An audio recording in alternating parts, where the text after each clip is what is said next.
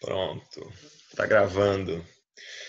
Pessoal, muitos de vocês provavelmente não conhecem essa ferramenta. Essa é a ferramenta que eu utilizo para fazer reunião com a nossa equipe de treinadores. Eu moro na Austrália, não sei se todo mundo já sabe, e é uma ferramenta que eu adoro. Assim, a gente consegue interagir muito bem com várias pessoas ao mesmo tempo, e ela funciona como eu sou o host, o cara que está promovendo a reunião. Eu consigo pôr todo mundo mudo.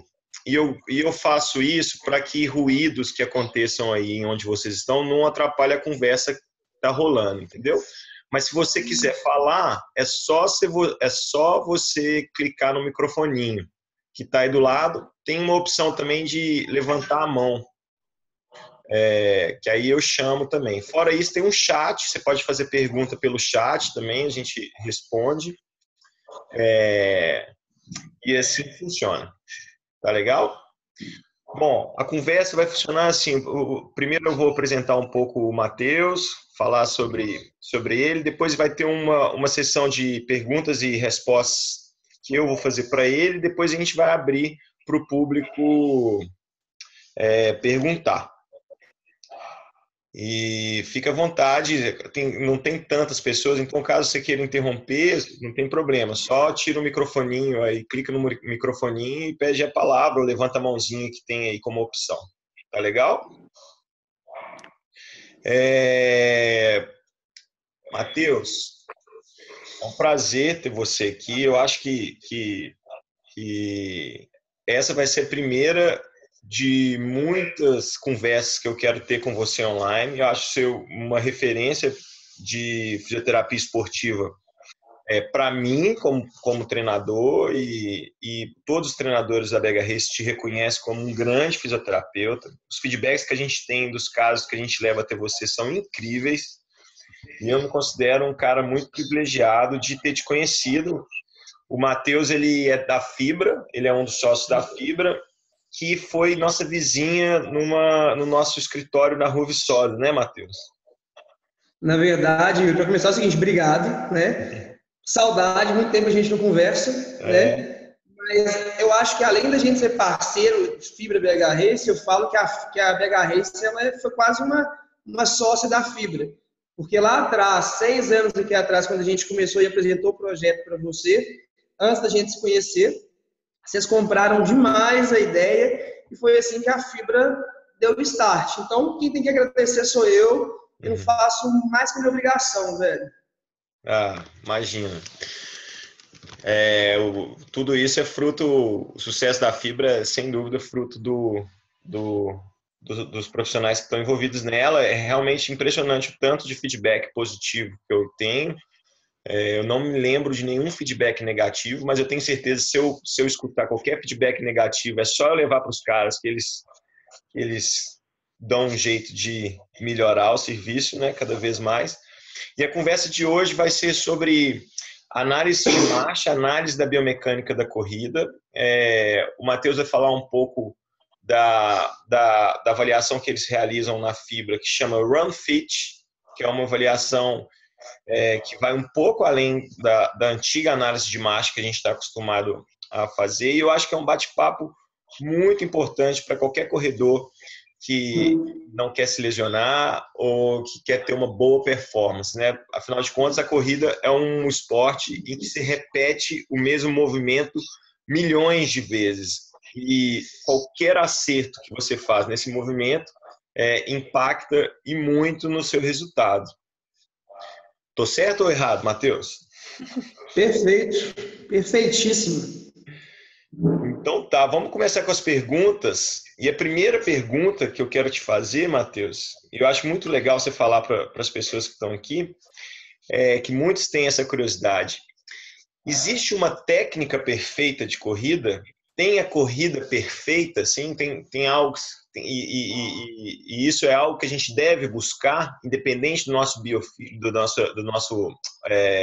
do nosso padrão físico, né? Das nossas características físicas, independente da nossa capacidade de força muscular. Me fala um pouco sobre a técnica perfeita da corrida. É um pouco frustrante falar sobre isso, mas a gente pode falar o seguinte: existem boas técnicas, mas não existe a técnica perfeita. Porque o que acontece, igual você falou, cada um tem uma individualidade biológica, cada um vai ter uma peculiaridade em relação à idade, em relação ao peso, em relação à altura. E aí, o corpo, ele tem uma demanda sobre uma atividade que é correr, basicamente.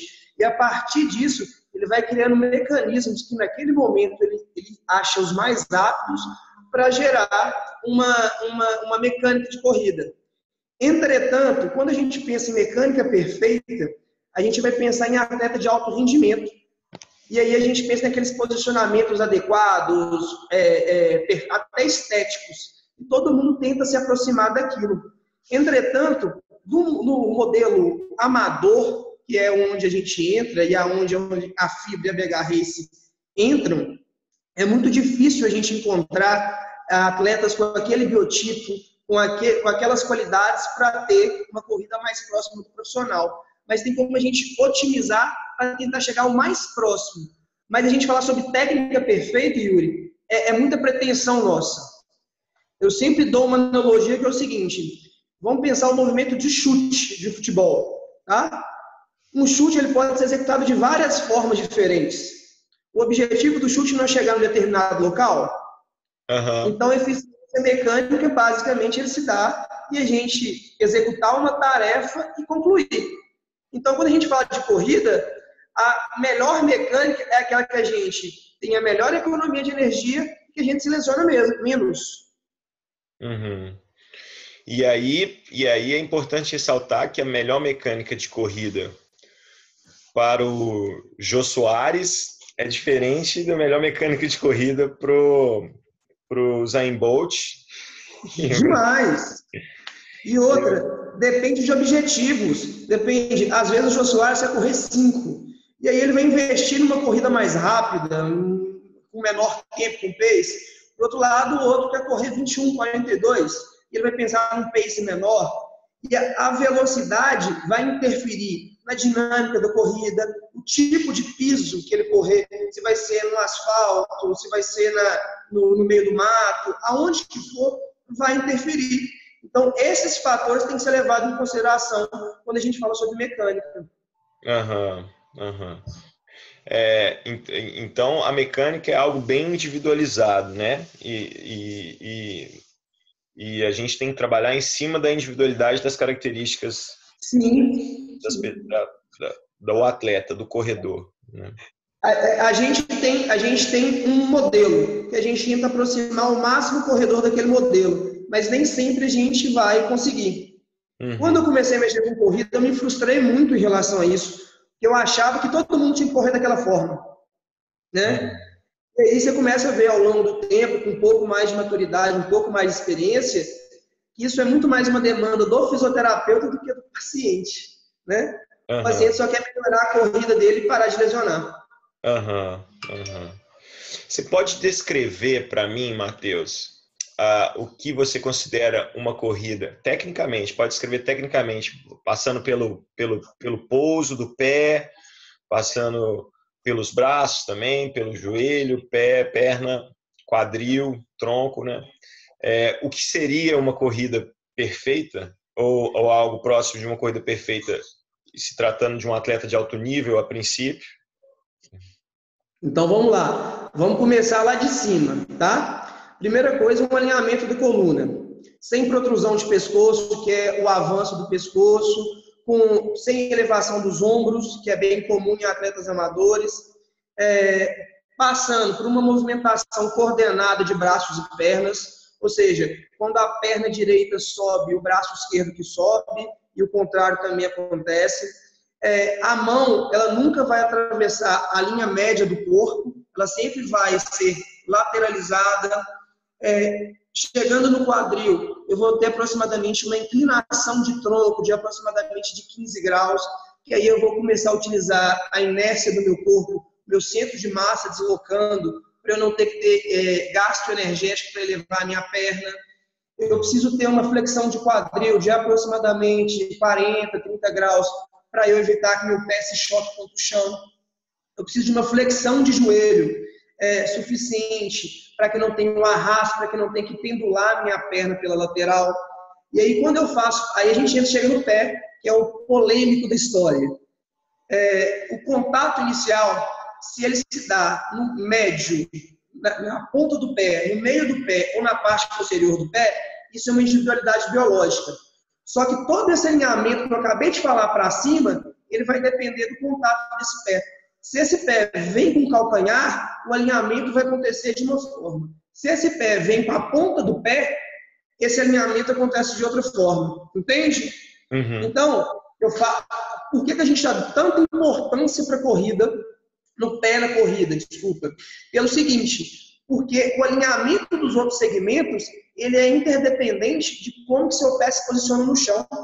Se seu pé começa a se posicionar mal, o seu joelho vai se posicionar mal, o seu quadril se posiciona mal, a sua coluna se posiciona mal. Uhum. Então, por isso que a gente dá muita importância para o pé na corrida. Então, esse alinhamento todo que eu falei aí para cima, ele depende muito de como que é o contato que essa pessoa faz com o primeiro contato que ele faz no chão. E aí a gente vai entrar em outro problema, que é a relação da pronação e da supinação. Se o pé prona em excesso, se o pé supina em excesso. E aí eu preciso saber que uma variável alterada, ela vai alterar a variável de todo o complexo. Uhum. Só que olha só como é bizarro esse processo. Tem uma foto do maratonista que fez o último recorde mundial, Yuri, eu não lembro o nome dele, velho. Uhum. Qual o nome dele, você lembra? O Kipsang, o que bateu, que chegou próximo do sub-2? Ele mesmo. Não vou lembrar agora também, Matheus. Mas aí não vem o caso. Mas aí tem uma foto que o fotógrafo tirou num determinado momento da corrida. Ele atinge média de 19 a 25 km por hora, 26. Então é alto.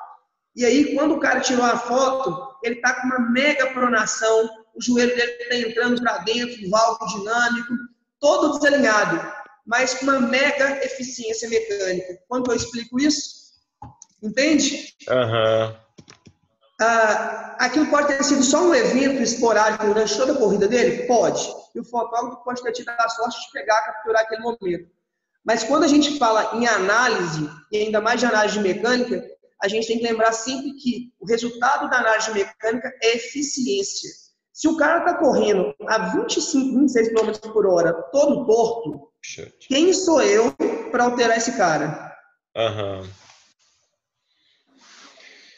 Você tem que... eu entendo o que você está falando. Na verdade, a gente tem que fazer um paralelo entre eficiência e lesão. Talvez a movimentação do cara é extremamente eficiente, mas propicia o cara ter várias lesões. A gente interfere. Ou senão, o cara não tem lesão, mas por algum motivo ele não consegue desenvolver na corrida. Talvez seja quesito técnico. Eliud Kipchoge, que é o recordista. Pesquisei. Ele mesmo.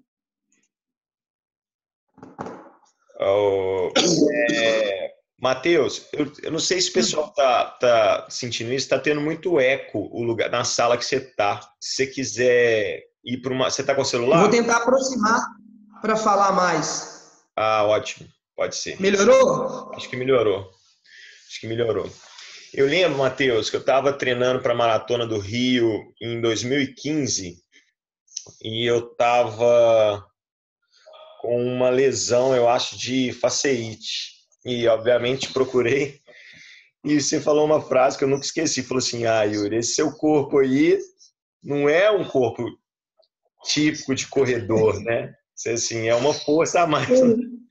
E eu acho que existe isso mesmo. Não que a corrida não deva ser praticada por todos, né? Eu acho que é um esporte super saudável, mas eu acho que a gente tem que entender as limitações, né? Com esse meu corpo, eu peso 82 quilos e meço 1,86. Eu não seria um recordista olímpico de maratona, provavelmente. Eu vi um post do Felipe aí outro dia que ele chegou em terceiro lugar na meia maratona de Porto Alegre e ele falando da dificuldade que ele tem em disputar com caras que são 10 15 quilos mais leves que ele, né? Então, fala um pouco sobre as características físicas na modalidade da corrida, assim. O que você tem a dizer sobre tudo isso? Oh, bacana demais a pergunta, Yuri. Vamos lá para a gente entender. A biomecânica ela é dividida em três partes: a parte preventiva, a parte de performance e a parte antropométrica, beleza? Vou tirar a parte preventiva e a parte de performance para a gente falar sobre parte antropométrica. Quando eu falo com você assim, jogador de basquete, qual que é a principal característica que você pensa? Altura, né? Beleza. Quando eu falo para você goleiro de futebol, o que, é que você pensa? Eu penso em Altura. altura também. Atleta Agilidade. olímpica, de ginástica olímpica, flexibilidade baixinha. Baixinha. Então, a gente brinca o seguinte, que o esporte escolhe a pessoa. Então, todo esporte, quando a gente vai pegar os pré-requisitos para a gente performar naquele esporte, a gente tem uma constituição antropométrica a ser respeitada. Lógico que tem algumas pessoas que são outline, que ficam fora desse ponto, mas são muito poucos. Mas, em grande maioria, quando eu penso em maratonista, eu penso um cara de 1,60 m, 1,70 m, com 56 quilos, e tendo prioritariamente contrações de fibra lenta. Uhum. Eu não penso num cara hipertrofiado. E ainda bem que você me deu essa oportunidade, assim, que quem é meu paciente e eu identifico esse perfil, eu sou sincero, eu falo assim, olha, a corrida não é feita para você. Não é que você não deva correr. Eu acho que, concordo com você, corrida é um esporte completo, eu acho que todo mundo deveria participar. Só que é interessante a gente saber qual que é o nosso limite. Vou fazer um comparativo entre você e o Felipe. Tá? O Felipe Biancati, que é treinador que corre muito. Se eu pegar você e ciclar com a mesma quantidade de treinos, com a mesma quantidade de unidade de treinamento, fortalecimento igual, sono igual, alimentação igual, você pode fazer o seu máximo que ainda você não vai conseguir chegar na performance do Felipe. Entende isso? E aí o problema das pessoas, elas acharem que elas não saberem o limite delas. Então eu fico vendo gente que fala assim, não, que eu quero bater 4,10. E aí eu sei que aquela pessoa, para ela bater 4,10, ou ela vai se matar até conseguir, ou ela não vai conseguir nunca. Um outro exemplo que a gente pode dar, assim, se eu quiser fazer um sub 3 horas na maratona, é um esforço, né? Até pela minha idade. E o Felipe, se ele quiser fazer um sub 3 horas, é o outro esforço que ele tem que fazer, né? Eu escutei um comentário muito bom aqui do Guima, que é o preparador físico aqui da clínica, que ele é mestrado em fisiologia do exercício, que eu achei sensacional. É o seguinte, as pessoas que correm muito em grande distância, na verdade é como se fosse um carro econômico. Ele gasta muito pouca energia para percorrer longas distâncias. Então, ele é econômico. Então, ele faz pouco esforço para percorrer muita distância. Eu e você, que somos mais pesados, a gente faz muito esforço. Então, a gente é aquele opalão que faz 2 por litro, e a gente tem muita energia para fazer. Então, por mais que a gente queira, a gente pode até conseguir chegar nesse parâmetro, mas o grau de esforço vai ser muito grande. É isso mesmo. A Isabela Rosa falou aqui, já ouvi do Matheus isso, que eu não... a frase que... Né?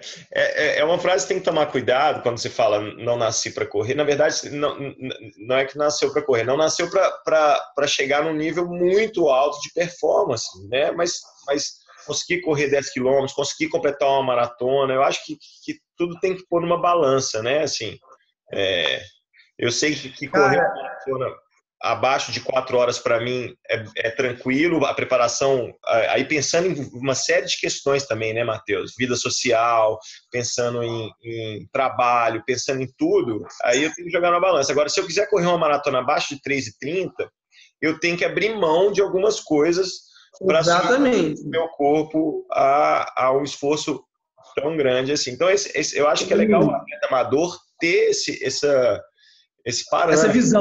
Essa visão, Então, assim, eu adoro correr, legal, quero tenho um desafio de fazer uma maratona abaixo de tal tempo, esse tempo ele é fácil para o meu biotipo ou ele é difícil, né? E levar em consideração, acho que o treinador também pode ajudar nesse aspecto, né?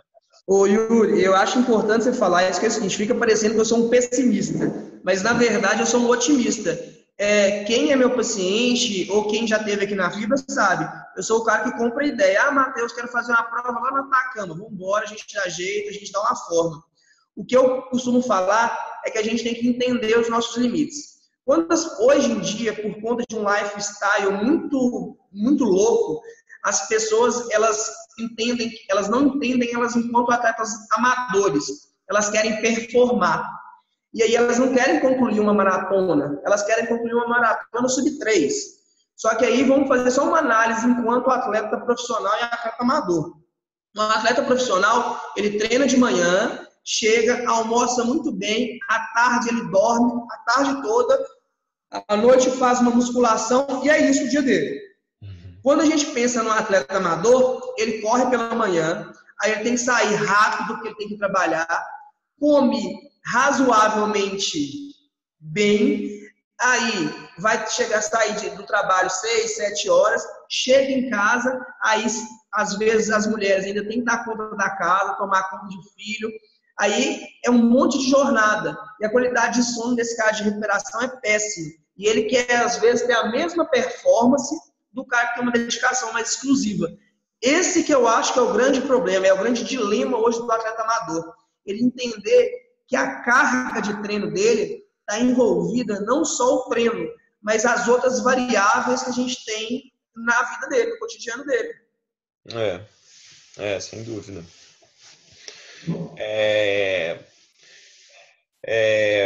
Eu ia comentar uma coisa, me perdi agora. O atleta amador, geralmente ele volta para casa e tem um evento social, né? Que ele tem que ir, às vezes um aniversário, um happy hour, né? Não é que ele tem que ir, é que ele deseja ir, né? Ele faz parte. É vida social. Então, é saudável também, né? É demais. Então, é importante considerar tudo isso. Vamos falar, então, da avaliação de análise da biomecânica de corrida que vocês fazem aí na Fibra, que chama Run Fit. Como é que ela funciona? Quanto custa? Quanto tempo leva para fazer? Olá, Yuri, vamos lá. Primeiro eu preciso explicar como que a gente chegou nessa Run Fit, né? Quando a gente abriu a clínica lá 6 anos atrás, a gente sabia que uma demanda que os corredores tinham era saber como que eles estavam correndo. E a gente fez uma mega análise de marcha, mas muito mais qualitativa. Eu falava sobre qualidade de movimento. E aí eu ficava horas e horas e horas e horas fazendo essa análise de marcha, e eu via que meus pacientes não entendiam muito o que estava acontecendo, e os treinadores para qual eu encaminhava também não sabiam muito o que fazer com elas. Então, isso me frustrava um pouco, sabe? E aí, ao longo do tempo, a gente foi melhorando essa avaliação, até que a gente chegou na RunFit. Então, o que é a RunFit? Eu vou fazer uma análise qualitativa do seu movimento, a partir da quantidade de gráficos. Lembra que eu falei lá atrás que não existe uma mecânica ideal, mas a gente tem alguns determinantes que a gente pode aproximar?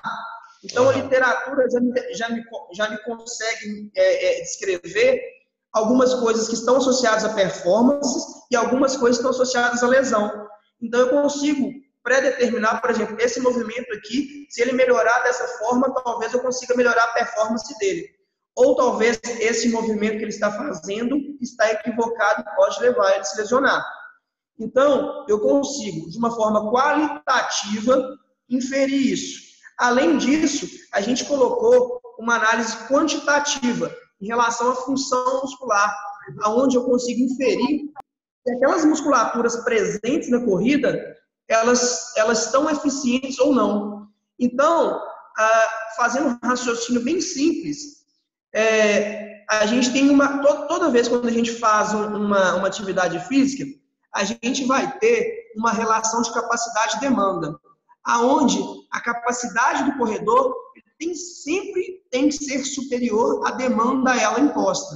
Então, quando a gente faz essa análise, a gente consegue inferir se aquela musculatura ela está capacitada ou não para aquela demanda que ela está pensando. Seja 42 quilômetros, seja 21, independente de qual for. Entendeu? Entendi. Você utiliza a avaliação, ela é feita em esteira, você utiliza uma câmera? Descreve como é que é a avaliação. O atleta chega Primeiro momento, eu vou coletar dados capacitativos da musculatura. Então, eu vou avaliar a função de glúteo máximo, função de glúteo médio, uma relação de estabilizadores centrais, né? Aí, depois disso, eu vou fazer uma marcação, um marcador reflexivo em todos os pontos anatômicos de referência. Então, eu vou pegar alguns pontos no pé, alguns pontos no joelho, alguns pontos no quadril e alguns na coluna. Depois disso, a gente vai colocar o atleta para correr numa velocidade que ele está acostumado, uma velocidade média, né? Zona de treino. E aí eu vou colocar essa pessoa, vou fazer uma coleta de vídeo de parte lateral e parte posterior, e depois eu faço com esse cara descalço, para eu saber, para inferir a alteração que o tênis está causando na mecânica desse cara. Lembra que eu falei com você que o alinhamento das outras articulações é dependente de como que o pé faz o contato com o chão? Então, o tênis ele pode auxiliar ou piorar a mecânica de marcha dele. Eu vou ver que se durante a utilização do tênis, com a mesma velocidade, se ele vai ter melhora ou piora do quadro clínico. Ou às vezes não tem nenhuma inferência. A avaliação dura quanto tempo, Matheus? De coleta de dado, Yuri, 1 hora. Mais 1 hora de retorno na fibra para o fisioterapeuta explicar o quadro para ele. Aí, no final dessa avaliação, sai um relatório, né? O paciente leva todas essas informações com ele e no final sai o relatório com os pontos observados e o melhor, como corrigir esses pontos. Se são quesitos técnicos corretivos com técnicas de corrida ou se são quesitos capacitativos, que ele tem que fazer um reforço muscular, por exemplo. Entende? Entendi. E isso, no caso da BH Race, vocês conversam direto conosco, os treinadores, né? Sim. Também, além de fornecer A gente encaminha a avaliação para o atleta e para o treinador. Legal. E aí, a principal função é a melhora da performance e a prevenção de lesão. Podemos falar isso? Na verdade, são as duas, né? Eu posso inferir um projeto de prevenção de lesão ou posso pensar em como melhorar a performance desse cara. Entendi. O ideal é que esse cara esteja no início de um projeto de objetivo, né? Ou que seja uma meia, uma maratona, e que não esteja lesionado, obviamente, para fazer esse teste. E é por motivo seguinte, se ele estiver lesionado, ele vai começar a gerar compensações na corrida dele. A gente chama de marcha antálgica. Então, ela vai destoar muito do que é o fisiológico dele. E por que no período de preparação? Porque esse cara, no período de preparação, no período base, o volume e a intensidade de treinamento dele está baixa. Então, eu consigo exemplificar para o sistema nervoso central dele outras formas de executar aquele movimento. Então, é mais fácil para o sistema nervoso central dele modificar o padrão de movimento. Quando eu pego esse cara no meio ou no final de periodização, esse cara vai estar com volume alto, com o corpo extremamente fadigado, e aí eu chego com mais uma informação para o sistema nervoso central dele. O sistema nervoso central dele, a primeira coisa que vai fazer é refutar essa informação. Então, às vezes eu posso causar, se eu for fazer uma intervenção de mecânica de corrida que seja, ou de capacidade muscular do meio para o final, o risco do sistema nervoso central não interpretar, ou se não, eu causar uma lesão nesse cara, passa a ser grande. Entendi. Legal. Quanto que custa essa avaliação, Matheus? Olha, Yuri, eu acho que eu não vou ser leviano. Eu acho que é R$250. Por que eu acho? Porque eu não estou executando mais, eu estou ficando só na gestão e na parte técnica da clínica. Mas eu acho. O pessoal que tiver interesse, liga na fibra que a Priscila sabe informar. Tá legal. Combinado. E atletas da BH Race tem desconto? O valor do atleta de BH Race é diferenciado. A gente pode pensar, vamos pensar numa coisa assim, os 10 primeiros que inscreverem, a gente dá um valor com desconto? Então, vamos. Mas, ó, Para essa galera que está aqui, né? O Ellison, Elimar, Isabela, Fabrício, Lucas. Exatamente. Dá 50% de desconto para eles aí, Matheus. Pô, os caras estão te dando uma moral aqui. Não é não, Ellison? A maioria deles eu já trato, tá vendo? Eu vou pensar numa forma bacana e mando para eles. Tá bom, então. Olha só. Matheus, eu lembro quando eu estava no Brasil ainda, eu li aquele livro que chama Born to Run, que é de um autor americano que fala da experiência que ele teve com os índios mexicanos que correm descalços. E a gente teve uma conversa sobre isso, né? O livro ele é bem crítico aos tênis de corrida. Ele, inclusive, o que ele fala, o que o livro fala é que o tênis criou um problema para ele mesmo resolver. Ou seja, se não existisse o tênis, não precisaria de tênis, obviamente, mas aí, então, e aí a gente percebe mesmo essa coisa do capitalismo de sempre gerar novidades, né? Então a gente teve um tênis com muito amortecimento. Há pouco tempo a nossa geração pegou isso, né? O M2000, não sei se você lembra, Matheus, né? Assim, não estou falando só de corrida, tênis com muito amortecimento, Rainha System. E depois a gente vem passando por um tênis de corrida com muito amortecimento. Agora existem os tênis de corrida minimalistas, né? Existem aqueles tênis que parecem uma meia. E aí existem pessoas que começam do nada a querer correr descalço, né? A gente vê isso também, que é uma coisa preocupante, né? Eu quero só contar a experiência que eu tive. Quando eu corri a Maratona do Rio, eu estava lendo esse livro e eu comprei um tênis minimalista para correr. E fui, porque falei assim, tudo bem, é um tênis mais levinho, baixinho e tal. Quando eu cheguei no longo em torno de acima de 26, 28, 30, eu comecei a sentir muita dor pós-treino, assim, não é dor de lesão, mas de recuperação, sabe, Matheus? Eu não ficava recuperado. Dor muscular. E aí eu cheguei a fazer um longo de 32 com esse tênis, e aí eu decidi que eu não ia correr a maratona com ele e saí para comprar um tênis com melhor amortecimento. E aí eu lembro que eu fui com a Melissa, minha esposa, e a gente estava no shopping, eu pus vários tênis no pé, engraçado que nenhum eu estava sentindo confortável. Nenhum eu achei macio o suficiente, sabe? Depois do meu trauma. Até que eu pus um tênis da Adidas, que é aquele caro para dedéu. Putz, Energy Boost. O Boost. Ultra Boost. Eu lembro que a gente conversou demais essa história. E aí, quando eu pus o tênis no pé, eu falei assim, cara, que tênis macio e gostoso. E aí, porque eu tava num parâmetro muito de tênis duro, né, e aí eu comprei o Ultra Boost, que depois, aí corri a maratona com ele e tal, me atendeu bem ali naquela questão, mas hoje eu acho ele um tênis muito macio para mim e incomoda, né? Nunca me compraria ele novamente para correr uma maratona. Eu acho que teria que ser um pouquinho mais duro, um pouco mais leve também. Mas enfim, essa é a minha experiência. Fica à vontade de falar que a gente não tem nenhum rabo preso com nenhuma marca esportiva, né?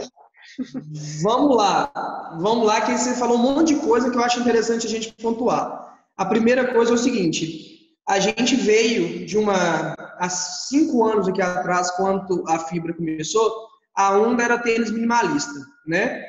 E agora, no ano passado, a gente já estava falando de tênis com hiperdrop, que foi uma febre, que foi aquele Roca, que é de triatlo, que todo mundo corria e tal. E aí, o que aconteceu?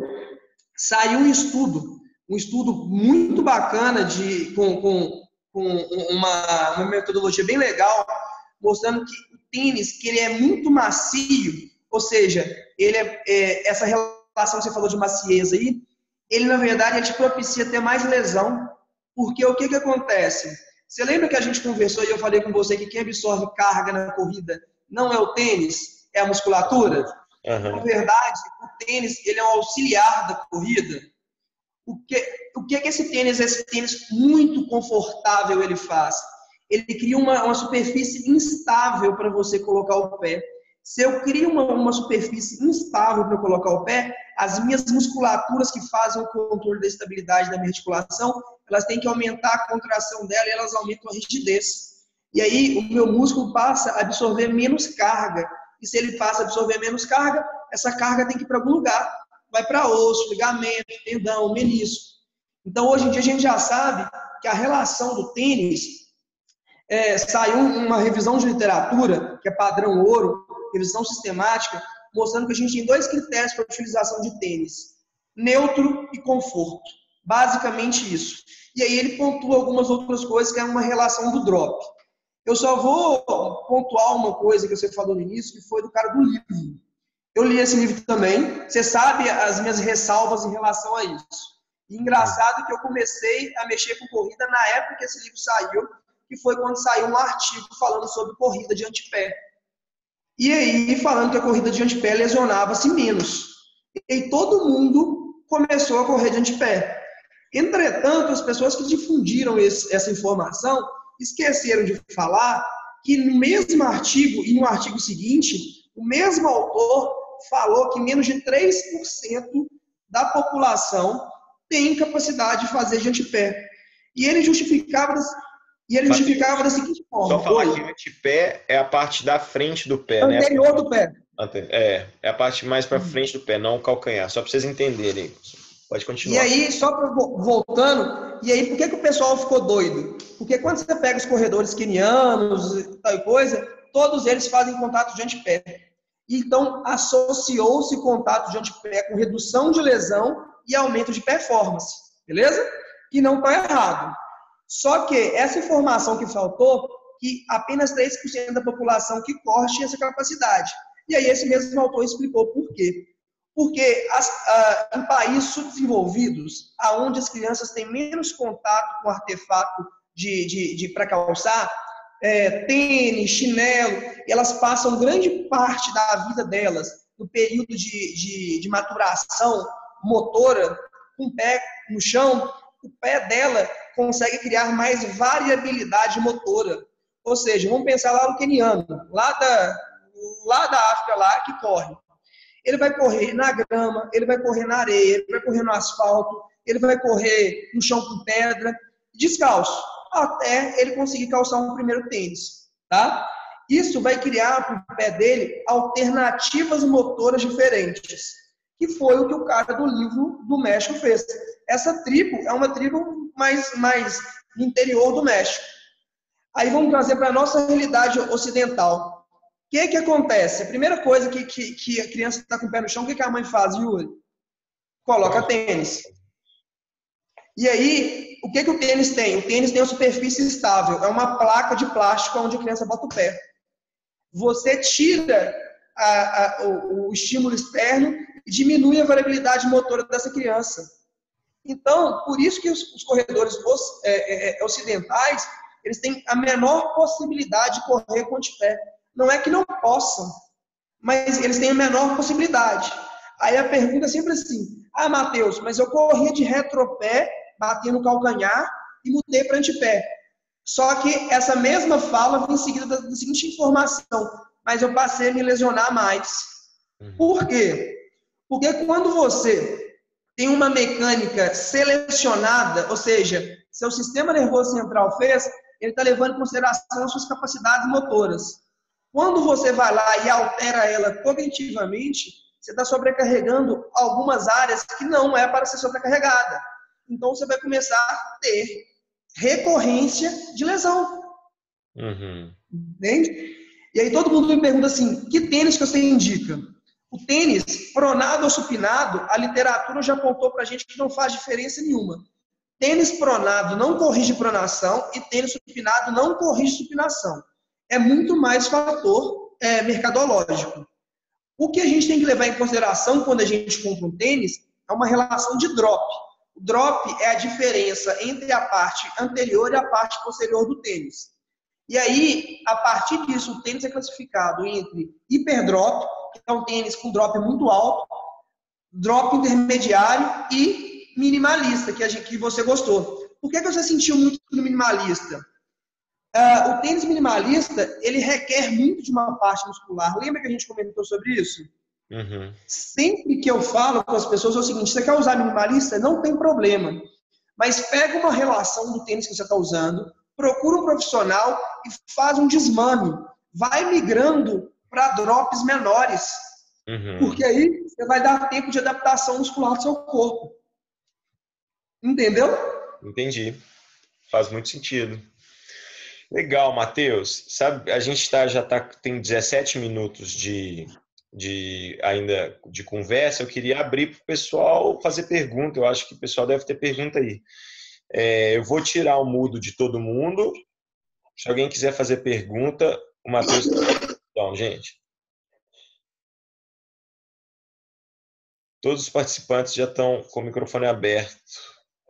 Aí, o Ellison aqui. Alguém quer fazer alguma pergunta?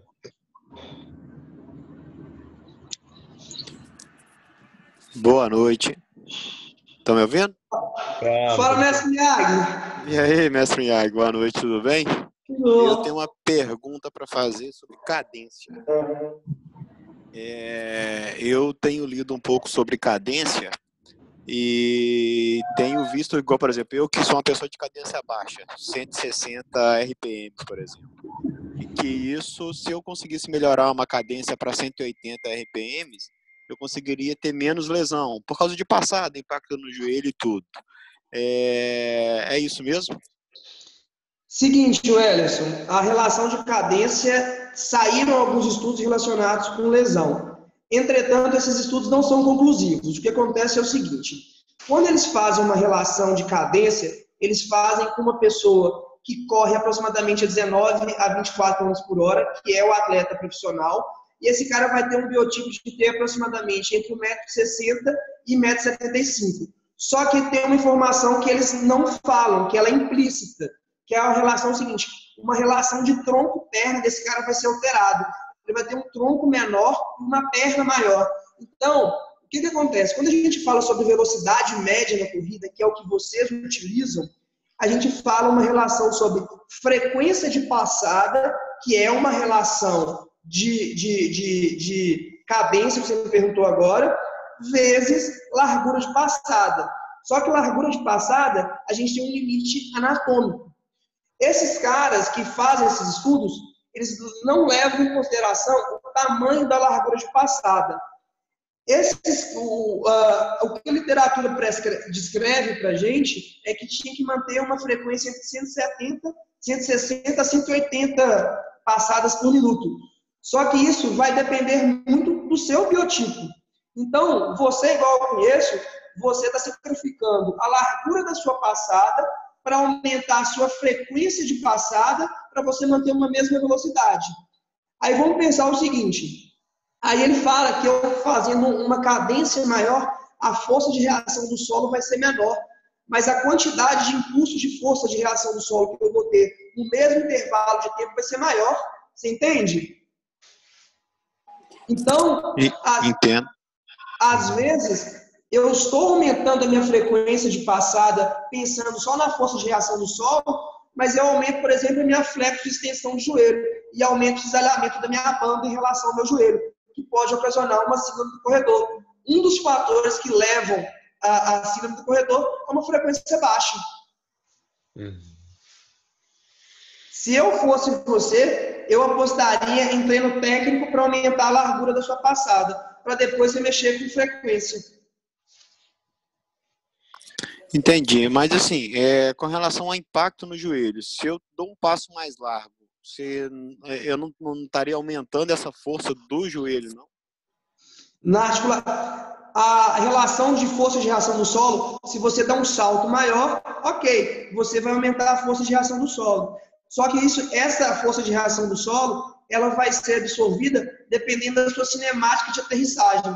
Se você tiver uma articulação de tornozelo livre, conseguir fazer uma força excêntrica adequada de quadríceps e tendo uma inclinação adequada para ativação de glúteo máximo, essa força de reação do solo que vai chegar no seu joelho, ela é muito baixa, ainda mais se você pensando em relação à condropatia. Uhum.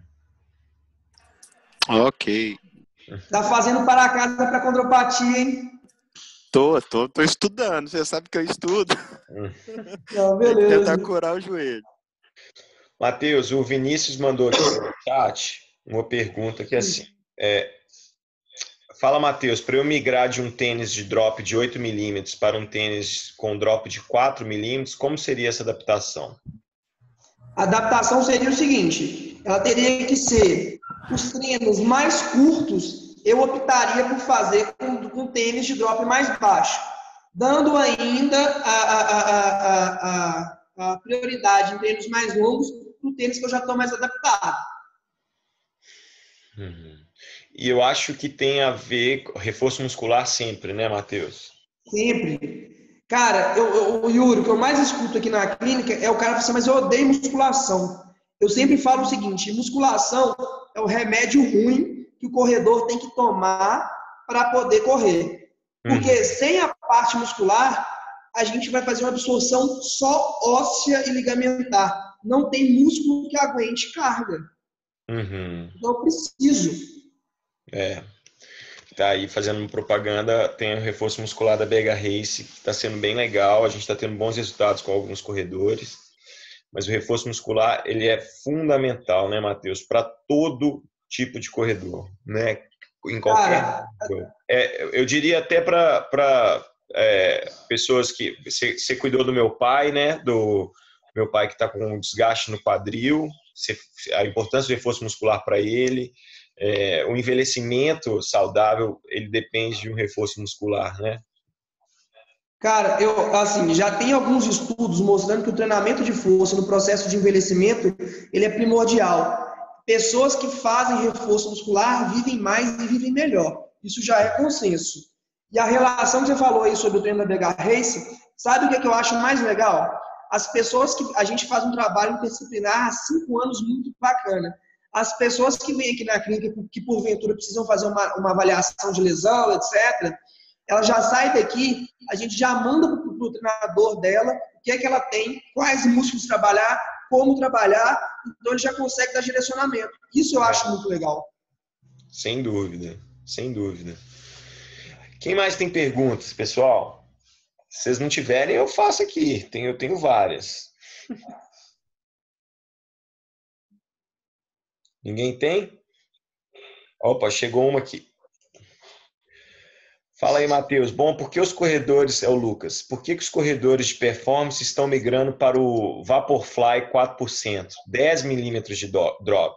Até atletas de outras marcas estão camuflando o tênis em provas. Você está sabendo disso? Cara, vou contar uma história muito legal da Nike, velho. Sugestão de livro. Quem gosta, leia o livro do criador da Nike, chama Marca de Sucesso, é bem legal. Mas o que é que esses caras fizeram? Esses caras, eles fizeram uma triagem no meio esportivo para saber quem estava indo bater ou estava próximo de baixar o tempo ou bater algum recorde mundial. E aí a Nike foi atrás desses caras e patrocinou esses caras e pegou e botou esse vapor no pé desses caras justamente próximo de prova que eles estavam fazendo para bater. E aí, para as pessoas que não entendem isso, o ciclo de treinamento desse cara, a gente vai saber quando ele vai chegar no pico dele. Então, a gente sabe aproximadamente quando esse cara vai estar no melhor ponto dele, onde é mais provável ele bater o recorde. E aí a Nike patrocinou esses caras, Yuri. E aí chegou em determinado momento, numa mesma semana, tipo assim, 4 pessoas bateram o recorde usando qual tênis? O Vapor. E aí, o que aconteceu? Ficou associado com treino de performance. E aí os caras saíram com a pecha falando que o tênis ele aumentava a performance porque ele tem uma placa de carbono no meio que estabiliza o médio pé e faz adaptação. Aí eu tenho o hábito de quando lança um novo tênis, eu mando para um e-mail para a marca pedindo se tem algum estudo referente ao tênis. Pergunta se responderam. Você mandou e... Eu tenho hábito, eu mando para Nike, para Adidas, saiu um tênis novo, eu peço, porque geralmente o tênis, para eles falarem isso, tem algum estudo científico envolvido, sabe? Precisa. Mas... Claro. Essa questão do mercado é super complicado, porque eles têm que criar soluções, né? Problemas e soluções o tempo inteiro para que você consuma, né? Eu pus aí o link do tênis Vaporfly aí no chat para quem quiser ver a cara dele. Quanto tá? R$1.000, né? Eu pus no site da Nike aqui, que é um site que está em inglês, que é talvez australiano. Quase R$1.000, Yuri. Quanto? Quase 1.000? Quase 1.000. E a relação que você falou, assim, as empresas, elas criam um problema que elas resolvem, né? Exato, né? E aí tem que ficar muito atento para tudo isso, né? Legal a pergunta. Alguém tem mais perguntas? Matheus, me conta, você trabalhando tanto tempo com corredores, qual a lesão que mais chega para você aí? São 5, na verdade, né? A gente começa a pensar, atleta que começa a corrida, canelite, fato, né? O cara vai empolgado, aumenta o volume. Você vai ter ali as tendinopatias, tendinopatia de patelar e tendinopatia de Aquiles, tá? Você coloca como um todo, que está associado muito mais com uma sobrecarga do tendão. Você vai ter ali fasciite plantar, que, querendo ou não, de uma forma ou outra, o tratamento se assemelha muito à tendinopatia. E hoje em dia a literatura não fala nem sobre fasciite, porque como não tem processo inflamatório, a literatura já fala para a gente sobre fasciopatia, que é uma sobrecarga, tá? Síndrome do corredor, o nome já fala, né? Eu falei sobre tendinopatia, falei sobre síndrome do corredor, como fala? Canelite, e falei mais uma. Dor anterior de joelho. E aí a dor anterior de joelho, ela engloba condropatia, engloba rofite e engloba síndrome femoropatelar. A lesão do trato iliotibial tá aí nessa... Síndrome do corredor. Síndrome do corredor. Então tá bom. Que é a dor ao lado do joelho, né, Matheus? Assim, não sei se... A Misha está perguntando aqui se a solução... a prevenção para todas essas patologias, para todas as lesões, né, patologias, é a mesma musculação? Na verdade, quem perguntou, Yuri? A Michele, queridíssima. Michele, na verdade, o que acontece é o seguinte: prevenção é muito peculiar, porque é o seguinte, lesão, ela nunca é monofatorial, ela é sempre associação de mais de um fator que te leva à lesão. Então, a primeira coisa que a gente fala quando a gente pensa em prevenção é avaliação. Então, a gente precisa avaliar para a gente entender quais são os fatores que estão intervindo nesse processo lesivo. E aí, como prevenção, a gente interfere nesses fatores. Existem fatores modificáveis e não modificáveis. Então, a gente vai dar ênfase nos modificáveis. Não necessariamente a musculação. Às vezes é ganho de mobilidade, às vezes é estabilização, às vezes é coordenação, e às vezes é técnica. E pode ser musculação. Mas musculação é muito importante para a gente capacitar o músculo na carga de trabalho que a gente está indo impor ele. Vou dar só um cálculo basicão para vocês. Está longe de ser o cálculo errado, mas vocês vão entender. Quando a gente está parado, eu peso, por exemplo, 90 quilos. A gravidade está me acelerando com 90 quilos. Quando eu começo a correr, eu vou ter um vetor de aceleração, vamos pensar a 10 km por hora. Se eu fizer a multiplicação, aquela física básica que a gente aprendeu lá no colégio, de vetor, soma de vetor, eu vou estar trabalhando ali com o dobro ou com o triplo do meu peso corporal. Só que tem um problema, é numa perna e na outra, nunca nas duas juntas. Então eu estou triplicando o valor do meu peso e colocando numa perna só. Além disso, é ao longo do tempo, igual o Yuri abriu a nossa conversa falando, são lesões de overuse, de sobrecarga. Então, eu vou estar sobrecarregando a minha musculatura durante 5, 10, 15, 20 quilômetros. Então, é importante que a minha musculatura permaneça forte ao longo desse tempo. A gente fala muito sobre forças de resistência. Estou errado não, né, Yuri? Falando sobre educador físico. Não, né? E uma coisa que eu acho legal falar, assim, ouvindo o Matheus, talvez a gente pode pensar assim, putz, mas então a corrida lesiona muito. Na verdade, esse corpo que a gente tem, ele foi feito para se movimentar. A vida inteira a gente caminhou e correu. Até tem relação com a conversa que eu mandei essa semana para o pessoal no WhatsApp, que o Atala, falando sobre o documentário do Atala, que ele fala que a nossa geração é a primeira que vai precisar colocar a atividade física como algo consciente a ser feito, né? Porque se a gente for pegar os nossos pais e avós, eles já se movimentavam muito mais, né? Muito. E agora a gente é de uma geração que fica muito parado, né? Fica sentado o tempo inteiro e tal. E aí a gente quer começar a fazer uma atividade como a corrida, que a gente nasceu mas a gente passou a vida sentado, ou passa 8, 10 horas por dia sentado, é fundamental a gente fazer o reforço muscular e manter o corpo saudável e em movimento. Dá uma sugestão para o pessoal. Esse mesmo autor que eu falei, esse antropólogo que falou sobre a pisada de antepé, de mediopé, ele tem um livro muito legal, se eu não estou enganado, A Evolução do Movimento. Quem tiver dúvida, me manda uma mensagem no pessoal que eu passo para vocês. Esse cara, ele é um antropólogo pesado de Harvard e ele fala sobre a evolução do movimento humano ao longo do tempo. É bem legal esse livro.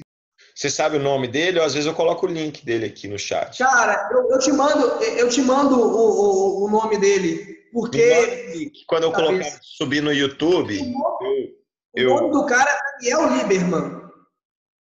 Lieberman. Daniel Lieberman? Isso. Daniel Lieberman. Deixa eu ver se eu acho ele aqui.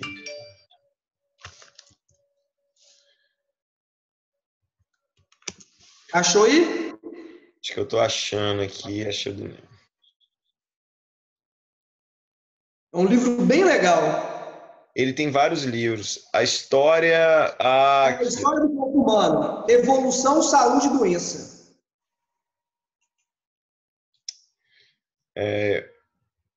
Achei. Achou? A história do corpo humano. Quero ler, hein, Matheus. Eu vou mandar. Bem legal. Mas como eu tô na Austrália aqui, o site vai em inglês, talvez. Mas vocês acham através do título, vocês acham aí talvez traduzido? Tem traduzido, você sabe? Tem. E quem tiver dificuldade e não lembrar, me manda mensagem que eu mando o link. Mandei o livro dele. Parece legal mesmo. Eu tenho outra pergunta para fazer, eu já sei a resposta, mas talvez valha a pena aqui. Alongamento. Eu já sei a resposta do Matheus, inclusive, mas acho que vale a pena. Eu ouvi esses dias de um médico, estava numa consulta, o Matheus até já conversei parte disso com ele. Ele fala e ele afirma que um alongamento mesmo para corredor, principalmente parte de quadríceps, parte posterior da coxa, é importante. Aí eu queria que o Matheus colocasse para a turma assim, o que acha? Vale a pena? Isso pode atrapalhar alguma coisa? Ter ou não ter esse músculo alongado, atrapalha ou não? No meu caso, ele falou, porque eu tenho condropatia nos 2 joelhos, ele falou que isso poderia ajudar no meu desenvolvimento, apesar de saber e ler já algumas vezes que a gente, como corredor, não precisa ter músculo alongado. Eu queria colocar isso aí para só a opinião do Matheus e ver o que ele acha também. O Ederson gosta de jogar casca de banana. Doutor Ederson, é o seguinte, vamos lá. É muito simples eu classificar o músculo entre encurtado e alongado.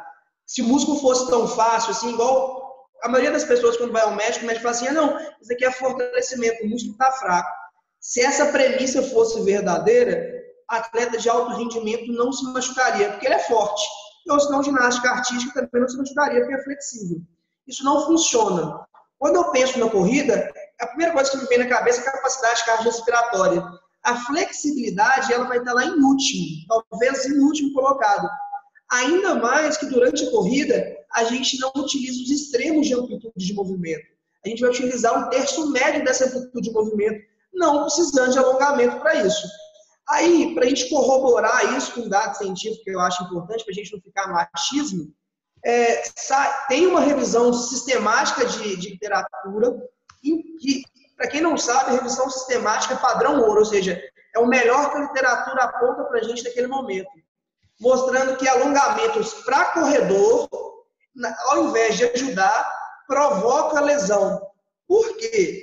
Porque quando a gente alonga, e a gente tende a alongar ao máximo, a gente tira a capacidade da musculatura de absorver carga. E quando a gente diminui ou tira essa capacidade, essa carga tem que ir para algum lugar. E essa carga vai para tecido que não é feito para suportar carga. Osso, ligamento, menisco, e aí vai, cartilagem.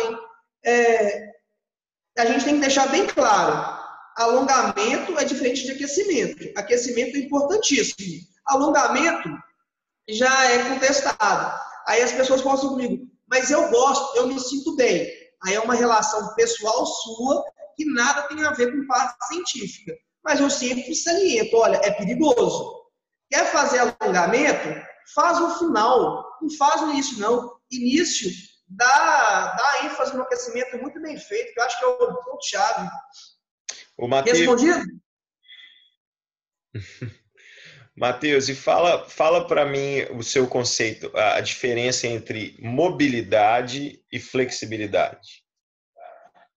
Foi com você que eu tive essa conversa, não, né? Não, talvez a gente tenha tido, mas não é. Flexibilidade, quando eu penso em flexibilidade, e isso, para quem não sabe, eu fiz fisioterapia e depois fiz educação física. Então eu bebi das duas fontes.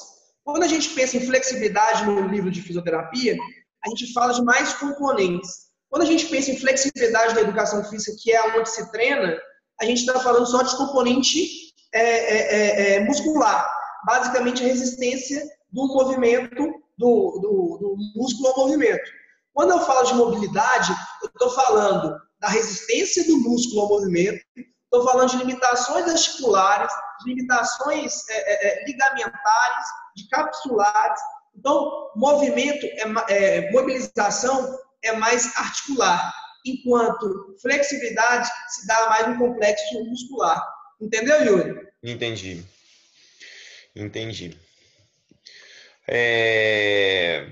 A gente tem que, já está passando da nossa 1 hora de conversa, a gente vai se despedindo aqui agora. Quem tem mais perguntas, gente? Se alguém tiver mais uma pergunta, a gente pode... Só mais uma. Com relação à liberação miofacial. Quando a gente vai chegando, eu principalmente, vai chegando em 2 semanas antes de prova, e eu sinto a musculatura muito travada. O quanto que isso ajuda, o quanto,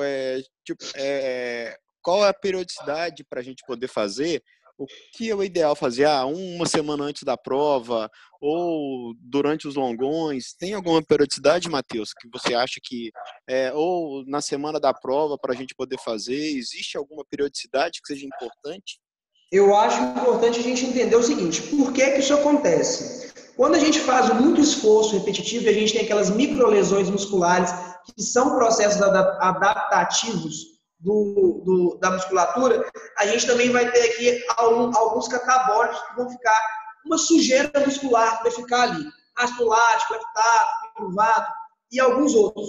Além disso, quando a gente faz um esforço repetitivo ao longo do tempo, a gente vai ter em algumas áreas musculares uma contratura, uma pequena contratura. Essa pequena contratura, ela estrangula alguns vasos que passam por dentro da musculatura. E aí a gente deixa de oxigenar aquela musculatura de forma adequada e o sangue não passa ali, então ele não retira esses catabólitos. O que a liberação miofacial, em termo, ela faz? Ela causa um relaxamento superficial e profundo da musculatura, a fim da gente aumentar a oxigenação naquele lugar, para ela ter uma retirada de catabólitos. Ou seja, de eu te recuperar mais para uma prova. Aí, em relação à periodicidade, depende muito, Ellison, de como é a recuperação desse atleta. Se é um atleta que tem uma recuperação mais rápida, às vezes a cada 2 treinos longos, cara, é legal. Talvez o atleta ele tenha uma dificuldade maior de recuperação. Então, talvez, após os longos, essa periodicidade ela é muito individualizada. A gente tem que sentir muito como o corpo da gente está. E às vezes a gente faz uma periodização onde o corpo da gente não sente nada. Aí na outra, com o mesmo volume, com a mesma intensidade, não rende. E a gente não entende por que não rende. Então é muito feeling, né? Nesse caso aí não tem uma forma matemática, não. A Mish mandou aqui no chat, o relaxamento sofrido, liberação miofascial. Eles reclamam de barriga cheia, só. Eu faço liberação miofascial todos os dias pela manhã. Eu adoro e não vivo sem. Então, se eu faço treino longo ou se eu não treino, eu sempre faço. É uma rotina da manhã minha, assim, sabe? E eu acho que a liberação miofascial ela vai ficando mais prazerosa.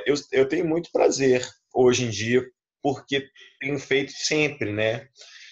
Mas eu percebo, se eu fico um tempo sem fazer, a musculatura fica tensa e cheia de nódulos, né? E aí... Aí a Isabela tá falando aqui, já viu o Matheus sofrendo, reclamando de barriga cheia. Se não tem vídeo, não tem prova, hein, Bela? Então não pode falar não, hein? Beleza, pessoal. Isabela, se tiver um link aí do vídeo pra gente pôr aqui, põe aqui agora, hein, pra desmascarar. Matheus, obrigado. Para quem quer conversar com você mais, para quem quer conhecer a Fibra, seu trabalho na Fibra, ou fazer a análise a Run Fit, né? A sua avaliação de mecânica, fala aí o telefone da Fibra. 2526. Tem duas formas para vocês encontrarem a gente. Ou vocês mandam no 25260812. Tem minhas redes sociais, a maioria dos meus atletas tem meu WhatsApp. Então, assim, não se sintam rogados. Ficou com alguma dúvida em relação ao que a gente falou hoje, me manda mensagem no pessoal, não quis perguntar agora por alguma coisa, me manda mensagem no Instagram, me manda mensagem no pessoal, que aí a gente tira essa dúvida, tá? Elimar, vamos para a Fibra Pampulha, eu também sou mó afim, hein? Tô tentando, hein? Matheus, fala aí suas redes sociais, qual que é o seu Instagram? Marden, que é o meu pessoal. E o da Fibra é @FibraBH. Marden com 2 N's, Yuri. Você me conhece há 6 anos, cara. Com 2 N's? Isso, no final. Desculpa, gente. Deixa eu ver se tem como deletar isso aqui. Não tem como deletar. Vou corrigir. Tá mandando seguir outra pessoa, Yuri. Tá vendo? Assim? Marden? Assim? Isso! E a @FibraBH, né? Isso. Pessoal, e quem não é que tem que vir na Fibra quando tá lesionado, não. Se quiser passar aqui só para bater um papo, só para conhecer o espaço, tá mais que aberto.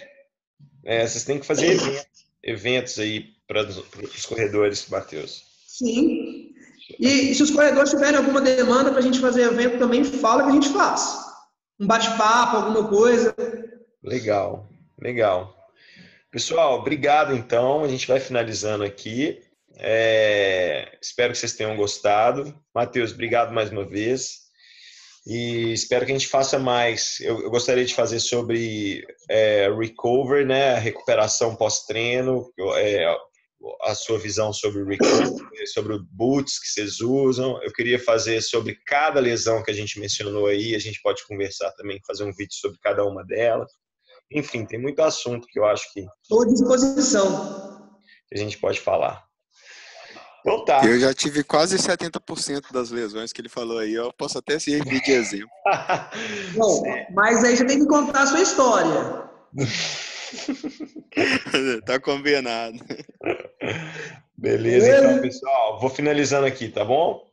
Um abraço, obrigado. Um abraço, gente. Obrigado.